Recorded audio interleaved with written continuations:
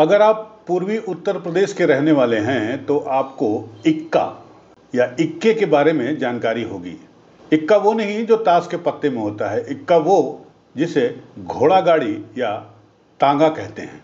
समय के साथ घोड़ा गाड़ी अब खत्म होते जा रहे हैं, महज बारातों में आपको शोभा के तौर पर दिखाई देते हैं, लेकिन घोड़े दौड़ाने या घोड़ा गाड़ी दौड़ाने की परंपरा अभी भी पूर्वी उत्तर प्रदेश में प्रचलित है, खासकर सावन के महीने में।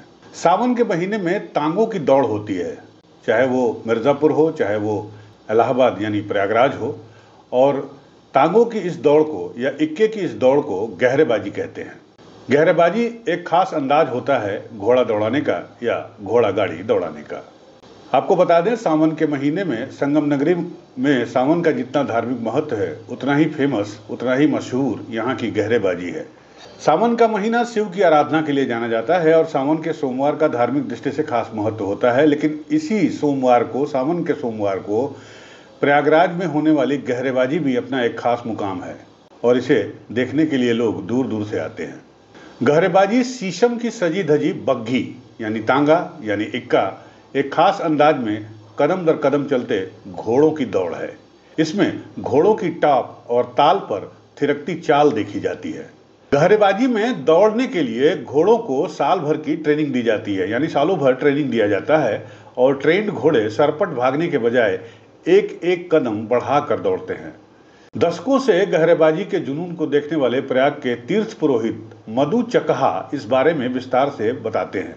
उन्होंने बताया कि परंपरा और जुनून से जुड़ी राजा महाराजाओं के दौर से चली आ रही है ये गहरेबाजी। पुरोहित समाज की माने तो गहरेबाजी की परंपरा महाराजा हर्षवर्धन के जमाने से चली आ रही है, तो वह खुद इसका आयोजन कराते थे और घोड़ों को मैदान में उतारा जाता था।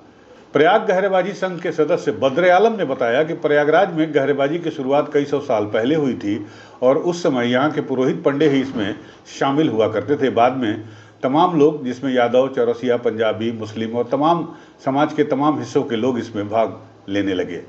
उन्होंने बताया कि घोड़े की चाल में सिंधी, मादरी, दुल्की और चौटाला चाल शामिल है। सावन के प्रत्येक सोमवार को करीब सैकड़ों साल से गहरेबाजी का ये गढ़ माना जाता है। एक नहीं, दो नहीं, बल्कि 5-5 राउंड तीर्थ पुरोहितों और मुस्लिम समाज के लोगों के द्वारा गहरेबाजी की जाती है और इस रूट पर ट्रैफिक का काफ़ी ज़बरदस्त दबाव बढ़ने की वजह से 2011 से 2015 तक इसका आयोजन पुराने यमुना ब्रिज से लेकर मिंटो पार्क के बीच किया गया था, लेकिन पिछले 3 साल से ये फिर से मेडिकल कॉलेज चौराहे से की जाने लगी। अब ये गहरेबाजी अरेल रोड, नए यमुना ब्रिज और पुराने यमुना ब्रिज के बीच में हो रही है। घोड़े पालने के शौकीन और हर साल गहरेबाजी में अपना घोड़ा दौड़ाने वाले बद्र आलम ने बताया कि गहरेबाजी में सिंधी नस्ल के घोड़े सबसे अधिक कामयाब होते हैं, क्योंकि इनमें कदम दर कदम चलने का जन्मजात गुण पाया जाता है। इसके अलावा काठियावाड़, पंजाब, मारवाड़ और अंग्रेजी नस्ल के घोड़ों को भी कदमबाजी सिखाई जाती है।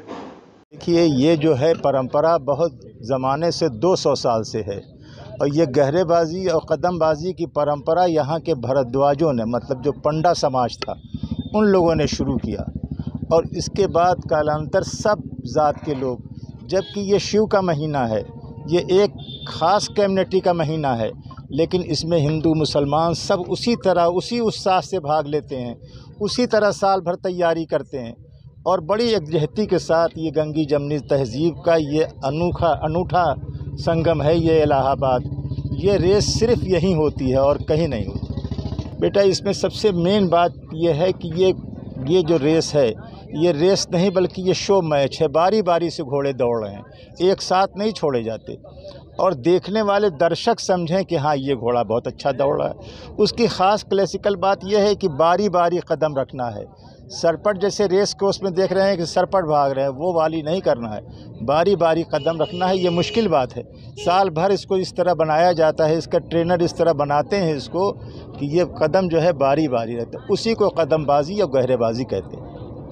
गहरेबाजी की ये परंपरा प्रयागराज में बेहद पुरानी है। यूपी न्यूज़ 9 के लिए प्रयागराज से विमल श्रीवास्तव की रिपोर्ट।